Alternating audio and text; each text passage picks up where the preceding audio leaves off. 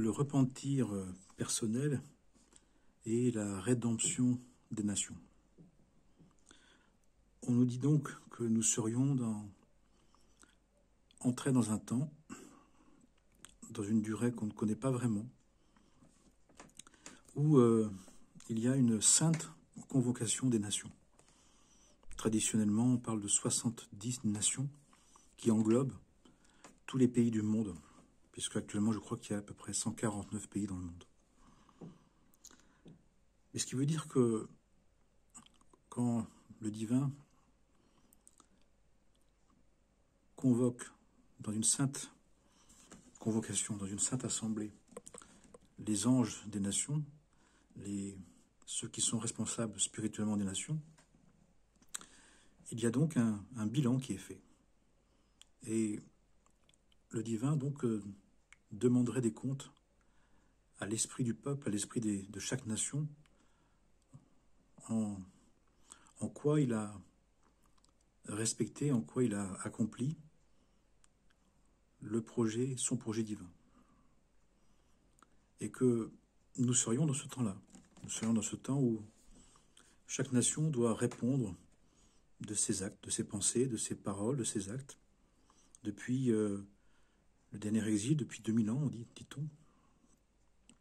Mais dans une période qui s'englobe dans 6000 ans.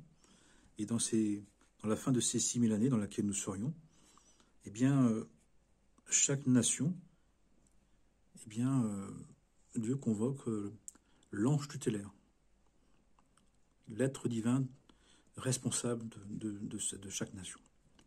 Et donc, nous serions dans cette période-là où il y a un solde, il y a des comptes à rendre. Pendant ce temps, ça veut dire que on ne peut plus compter vraiment sur l'esprit collectif, le collectif national, le collectif des nations, le collectif pour nous aider, pour nous soutenir dans notre quête. Nous devons, pendant ce temps, nous dit-on, nous débrouiller un peu seuls. C'est pour ça qu'il est conseillé de se réunir avec quelques personnes qui seraient dans la même ambition, dans le même projet spirituel. De se réunir avec des personnes qui ont envie de faire ce travail de repentir personnel, individuel, de rapprochement du divin, de retour vers les valeurs divines, d'intégration dans sa vie des valeurs divines, des principes du divin, pour se replacer conforme avec le projet du divin, qui serait notre véritable projet, qui serait le pourquoi de notre venue. À partir de là, on nous dit que quand on est dans un temps d'humanité où les collectifs doivent rendre des comptes, eh bien, ces collectifs sont perturbés. Et on leur demande, entre autres, est-ce que nous avons écouté les prophètes, les saints, les visionnaires, les mystiques, les précurseurs, les êtres divins que Dieu nous avait envoyés pour chaque nation, pour nous réveiller, pour nous éveiller, pour nous élever. Ce qui fait que dans des temps comme cela, il y a vraiment une tension entre la version personnelle, individuelle, et la version collective. Puisque les collectifs doivent répondre, l'esprit du peuple, de chaque peuple, l'esprit des nations, doivent répondre de ce qu'ils ont fait. Ont-ils servi, et en quoi ils ont servi dans leur fonctionnement, le respect des lois divines, le respect du projet divin. Et si et plus une nation n'a pas écouté ses prophètes, ses saints, ses visionnaires, plus la nation s'est sans doute écartée, éloignée de ce qu'elle devait faire pour le bien de tous les êtres, sa part, sa place dans le projet commun universel. Et on nous dit que dans ce temps-là, pendant cette période-là, individuellement, en se mettant à quelques-uns, nous devons nous mettre de côté. Nous devons laisser passer l'évaluation, le jugement, l'évaluation spirituelle pour voir les comptes, pour voir ce que le divin va nous demander au titre collectif, au titre de notre nation, au titre de notre pays, de nos nations, ce qu'on va devoir changer, réformer, renouveler. Ce qui fait que ça peut donner l'impression que finalement notre travail spirituel, nos prières, notre volonté de faire le bien ne soit pas vraiment suffisante, ne soit pas actif, ne soit pas aidant. Ce n'est pas vrai. Ça aide toujours, bien sûr. Mais ça ne peut pas aider comme quand il n'y a pas de convocation divine, de sainte convocation de notre pays, de notre peuple, de notre nation. Il faut le savoir. Ce qui fait que, à la fois, on doit continuer et même se renforcer dans l'étude, dans la méditation, dans la prière, dans la compréhension spirituelle, dans l'aide du prochain, dans la foi, dans le soutien, dans le respect commun, l'estime, la solidarité, la fraternité commune, l'amour du prochain. En commençant, bien sûr, comme d'habitude, à ne pas faire aux autres ce qu'on n'aime pas qu'on nous fasse. Mais il faut savoir que dans ce temps, quand c'est ce temps-là qui est, il y a eu, dans l'humanité, ça s'est déjà produit. Mais là, on nous parle vraiment de la fin d'un temps. Il y a eu des étapes où ça s'est produit. Mais on nous parlerait vraiment d'un temps où c'est les comptes, les totaux, les comptes finaux, le solde de tout compte. Pour voir ce qu'on devra faire après. Et donc, dans ce cas-là, le travail spirituel paraît moins capable d'agir. Pourquoi? Parce que la logique habituelle, l'idée de la prière, l'idée de ce que peut faire notre prière, elle est perturbée, elle est moins visible, elle est moins tangible, elle paraît moins concrète, moins pénétrante, moins active, ce qui est totalement faux. Parce qu'elle agit d'une autre manière. Elle agit pour après. Elle agit pour après. Quand quelqu'un est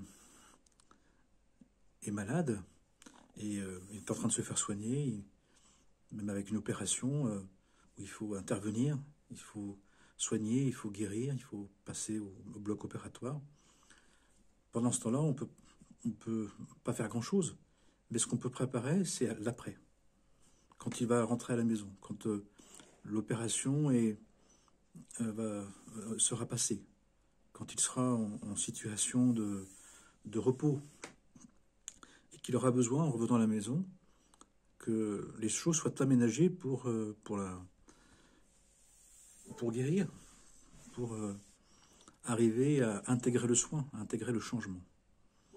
Et c'est dans ce sens-là qu'on peut prendre et qu'on peut comprendre que nous devons développer encore mieux, encore plus, une activité spirituelle consciente, volontaire, choisie, mais qui va nous servir pour après les événements.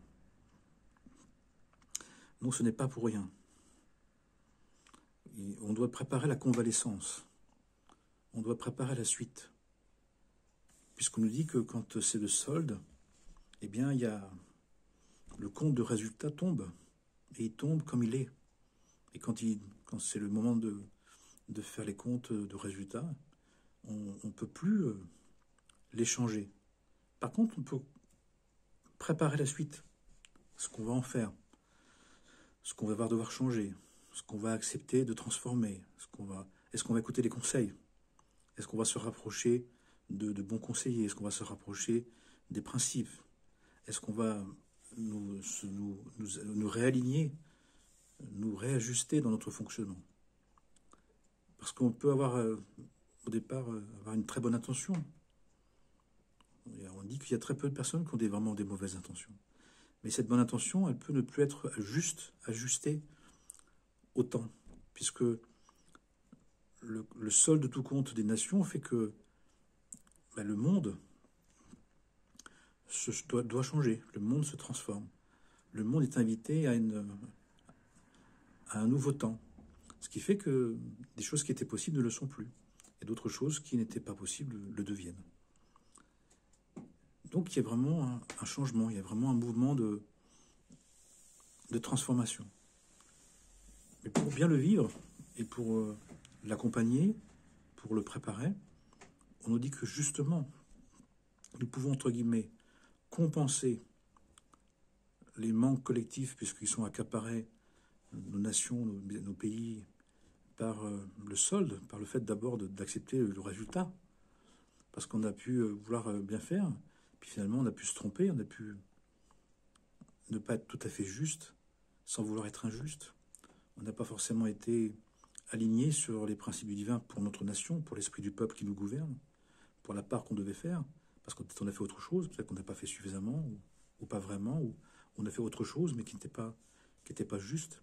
Parfois on peut prendre un chemin qui n'est pas le véritable chemin. Il est réel, il est possible, mais il n'est pas le chemin principal. Ça s'appelle un chemin de traverse. Ça s'appelle une aventure personnelle. Puisqu'on dit que le divin nous propose de suivre sa version et pour recevoir ses bénédictions, mais ayant un libre arbitre, on peut aussi choisir autre chose. Alors on nous dit, dans le bon aspect, encore une fois, que c'est une appropriation. Mais d'un autre côté, c'est aussi une déviation. C'est parfois de faire un chemin long, alors qu'on aurait pu y aller directement. Mais parfois, on n'a pas pu. On avait besoin de passer par nos propres décisions, par des tentatives personnelles. Puisque on aurait pu considérer que d'accepter les choses comme elles sont, c'était peut-être se soumettre, peut-être s'obliger. On n'en avait pas envie. On avait envie d'expérimenter par nous-mêmes. Mais là, on a fort intérêt, nous dit-on, d'avoir envie de se replacer dans la vie réelle, dans la vie qu'on a, telle que l'on est. Le divin n'a pas fait d'erreur. Le divin ne fait jamais d'erreur. Mais nous avons pu concevoir que le divin n'a pas été tout à fait juste, ne serait pas vraiment tout le temps là, vraiment parfait. Est-ce que c'est possible si on croit en Dieu?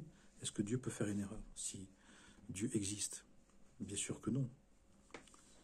Donc, il ne fait pas d'erreur. Mais nous avons pu faire des erreurs.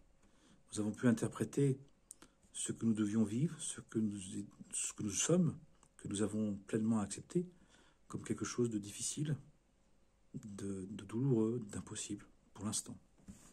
Et donc, on nous dit que dans ces temps où les collectifs craquent, où les collectifs ont besoin d'accepter d'être rappelés, d'être reconduits, d'être évalués et d'être remis à leur place, et bien pendant ce temps-là, ça nous demande, nous, de développer une confiance en Dieu supplémentaire, de faire en sorte que, personnellement, on ait envie de préparer la suite. Et la tendance vers de la suite, quelle est-elle? On nous dit, eh bien, c'est d'accepter que tout ce que l'on vit a un sens pour nous repentir pour revenir vers Dieu, pour nous rapprocher du divin, pour accomplir le projet divin que nous sommes. Ce qui veut dire aussi que nous avons pu considérer qu'un certain nombre de choses dans notre vie n'étaient soi-disant pas justes, soi-disant pas bien, qu'il y aurait qu'on n'aurait pas été fait parfait, qu'on aurait été fait, qu'on aurait des défauts, qu'on devrait changer. Mais on dit que spirituellement, que changer, c'est d'accepter vraiment qui on est, d'accepter le physique que l'on a, le fait d'accepter le tempérament que l'on a, d'accepter le caractère que l'on a, et d'accepter la vie qu'on a vraiment. Même si on projette, même si on imagine, il vient toujours à un moment donné où ce que nous sommes vraiment nous revient. Ça montre à quel point cette décision a été déterminée et est absolue. Même si on a fait des détours, même si on a pris du temps et qu'on prend encore du temps, qu'on n'a plus, nous dit-on, pour accepter seulement ce qui reste finalement, et ce qui peut vraiment exister, ce qui peut être présent dans notre vie. D'autant qu'on nous dit donc que nous sommes dans une période de temps où eh bien, il y a une sainte convocation des nations, des 70 nations qui représentent tous les pays du monde, à qui Dieu demande qu'est-ce que vous avez fait dans ce que vous avez proposé pour faire en sorte que ce monde s'unicise, pour faire en sorte que ce monde se divinise, se spiritualise, devienne un monde divin conforme à la volonté divine.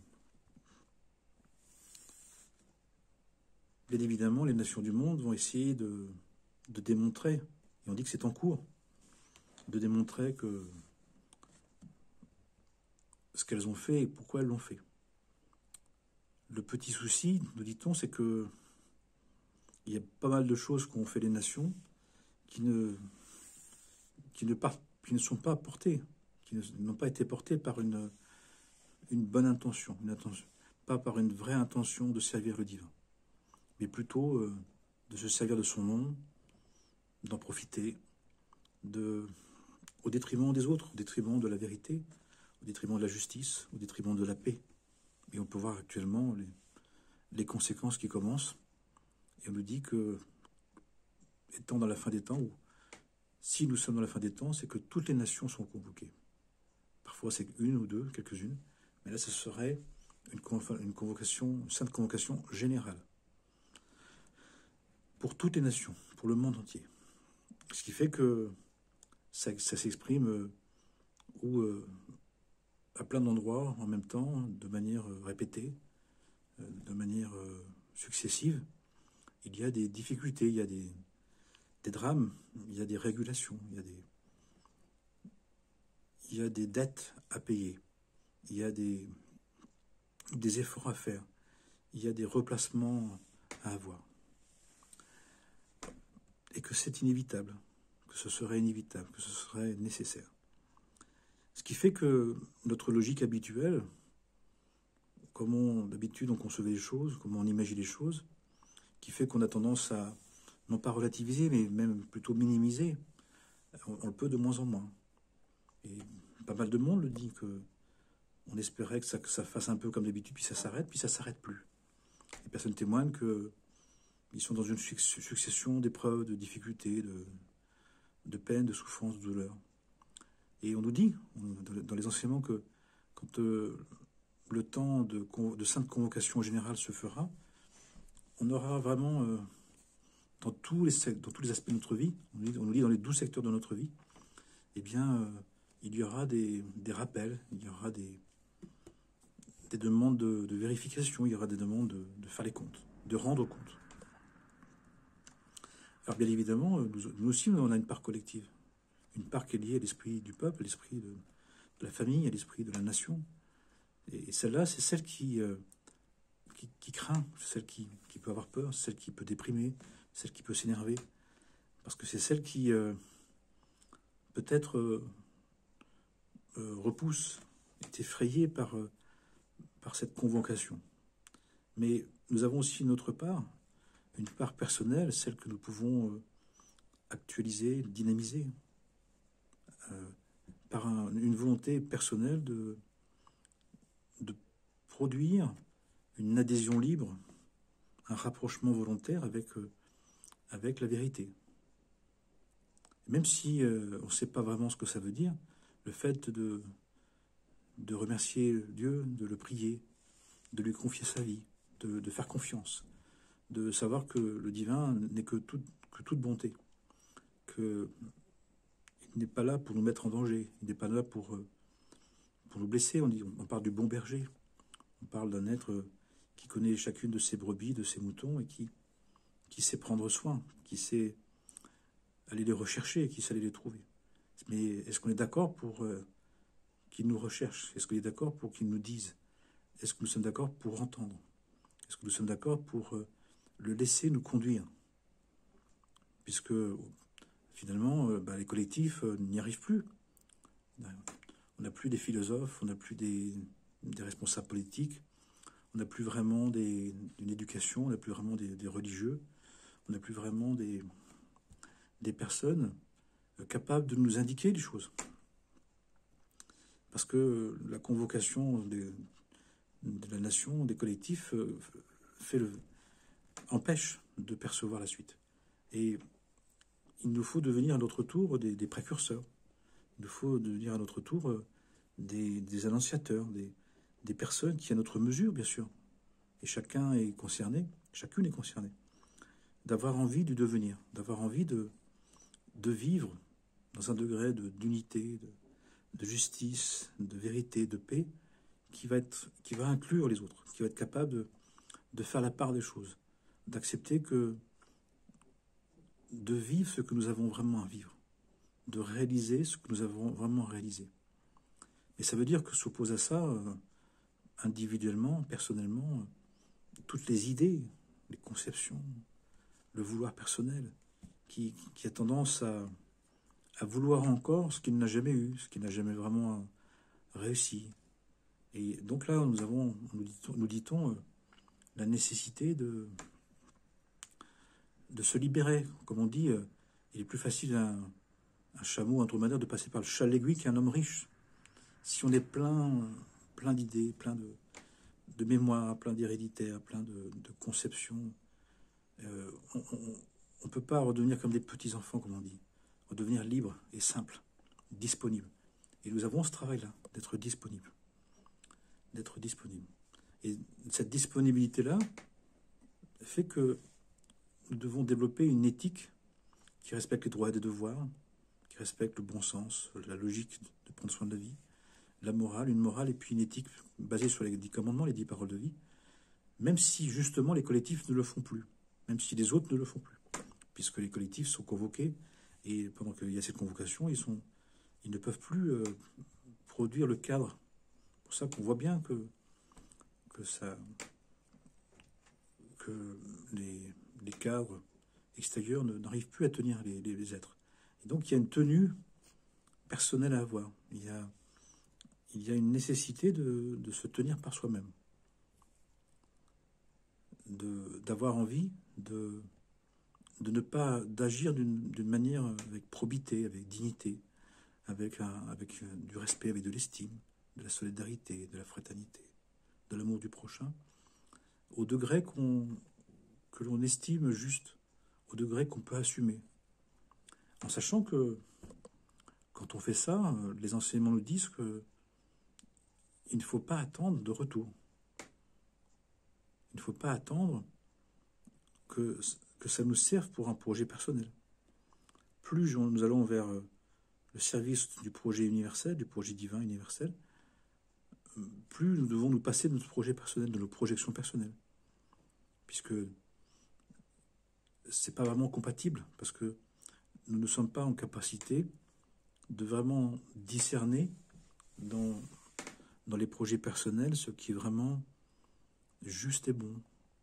On a tendance à connoter ce que nous voulons pour nous-mêmes de beaucoup d'intérêt, de passion, d'enjeux, de mémoire, de valorisation, qui fait que on ne peut pas vraiment être sûr que ce que l'on veut pour nous-mêmes est tout à fait juste. C'est pour ça qu'on parle d'abandon, de confiance, de émouna, de foi, de lâcher prise, d'acceptation, de désintéressement, etc., etc., qui nomme la même attitude, cette capacité à se relâcher, à faire confiance, à accompagner le mouvement de la vie dans la direction que Dieu, qui est la vie, qui est le maître de la vie, nous conduit.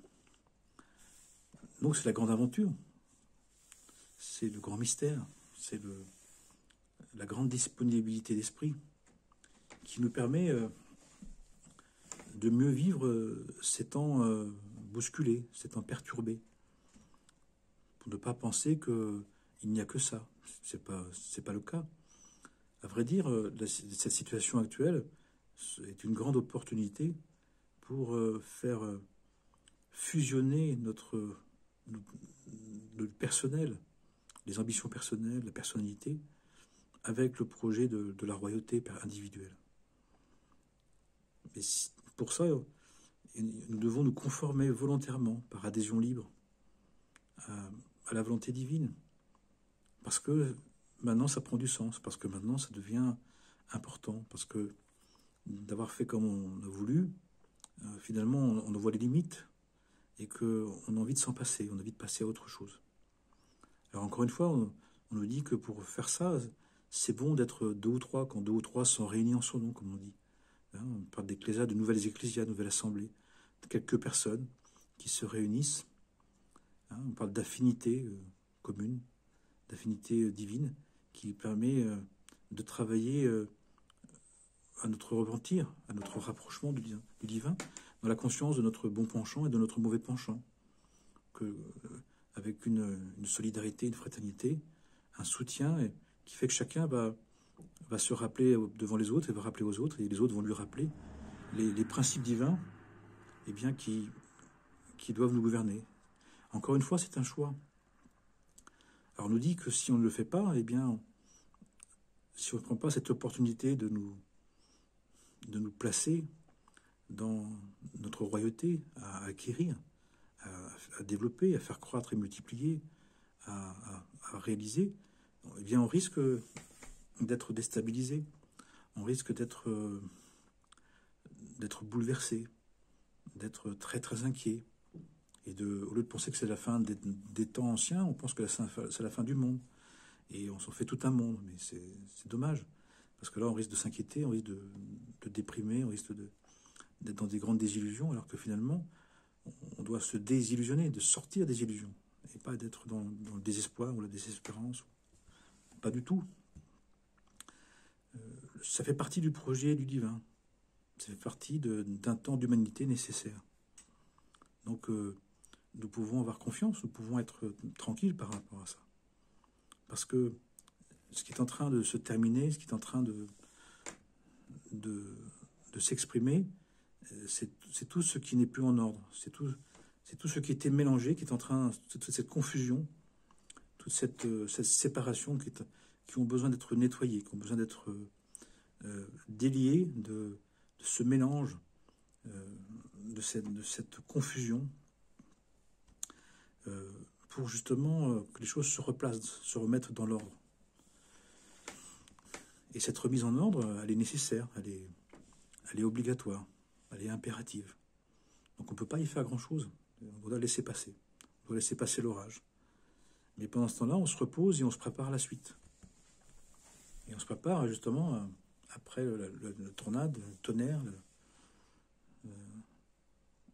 après l'orage, c'est de continuer son chemin pour justement arriver en étant soi-même, en étant le soi-même que Dieu a créé, et pas le soi-même que nous voulons pour nous-mêmes, de s'en réjouir, de vivre bien la part du projet divin qui nous concerne, qui nous gouverne. Ce qui fait qu'on peut être à la fois très concerné par ce qui se passe, mais sans être bouleversé, parce que il y a un détachement, il y a une confiance en Dieu, un détachement de soi. Il y a une confiance en la volonté divine, qui est en train de nous faire devenir d'une manière ou d'une autre.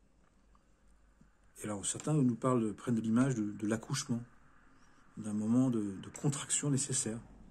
Et on dit que cette contraction, ce massage, cette rythmie des êtres, c'est pour les faire naître de la bonne manière, de la meilleure des manières, au bon moment. Moment qu'on ne connaît pas vraiment, puisque certains disent quelques heures, quelques minutes, quelques heures, quelques jours, d'autres quelques années encore. Mais dans tous les cas, on nous demande de développer une attitude individuelle qui vient compenser ce que les collectifs ne peuvent plus produire, ne peuvent plus garantir, mais de manière volontaire. Une attitude de très haut respect de la vie, de très grand soin du vivant, de désir de fraterniser, de paix, de vérité, de justice, en toute connaissance de cause, en son âme et conscience, c'est-à-dire en conscience du projet divin, ce qui nous demande d'étudier les textes, qui nous demande et qui font qu'à un moment donné, cette étude nous imprègne, qui fait que notre mental ordinaire, eh bien, s'allège de son poids d'ego, de son poids d'égocentrisme, d'orgueil, de vanité, de vaine gloire. Et à ce moment-là, le mental supérieur, le mental du cœur, l'intellect du cœur se réveille et on se met cette imprégnation de la vérité du mental. On nous dit que ça nous met dans un état de méditation, une imprégnation de la vérité, qui fait que le cœur, la pierre du cœur se lève et qu'on rentre dans la grotte du cœur. Et rentrant dans la grotte du cœur, eh bien, il y a un élan du cœur qui se réactive. On a envie de la présence, on goûte à une présence, à sa présence, la présence du Très-Haut, la présence de notre Seigneur et Maître, qui est là, qui attend pour nous rendre notre royauté, pour nous faire percevoir, pour nous rappeler notre royauté. Et puis, une fois qu'il y a ça qui est vécu, il nous dit, maintenant va témoigner de ma parole. Vis de cette parole, et en vivant de cette parole, rayonne de ma volonté, rayonne de ce que tu as vécu intérieurement, rayonne-le et vis-le auprès des autres. Ça ne veut surtout pas dire de faire la leçon aux autres, ça veut dire déjà de le vivre auprès des autres. Et surtout dans les temps actuels où certaines personnes sont réfractaires, où certaines personnes sont inquiètes, ou sont fermées encore, pour l'instant, eh bien, on peut déjà au moins rayonner. Puis ceux qui sont intéressés, on peut leur parler en proverbe, en parabole, commencer.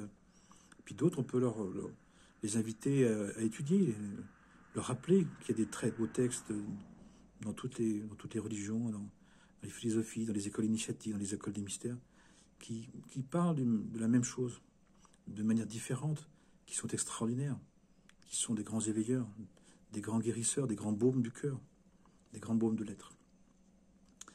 Pour faire au fur et à mesure en sorte que on ait envie de ne pas simplement être des consommateurs humains, d'avoir qu'une vie humaine, mais de devenir des êtres humano-divins, des êtres divins à part entière. En tant qu'être humain, d'avoir cette grandeur spirituelle, cette grandeur, cette royauté, qui fait que, de fait, on a envie de mieux partager, on a envie d'être plus solidaire, on a envie de plus de respect, de respecter la vie des autres. On a envie que ce que l'on fasse, ce que l'on est, soit pour le bien de tous les êtres. Et à partir de là, eh bien, on prépare la suite. Et nous avons à préparer la suite.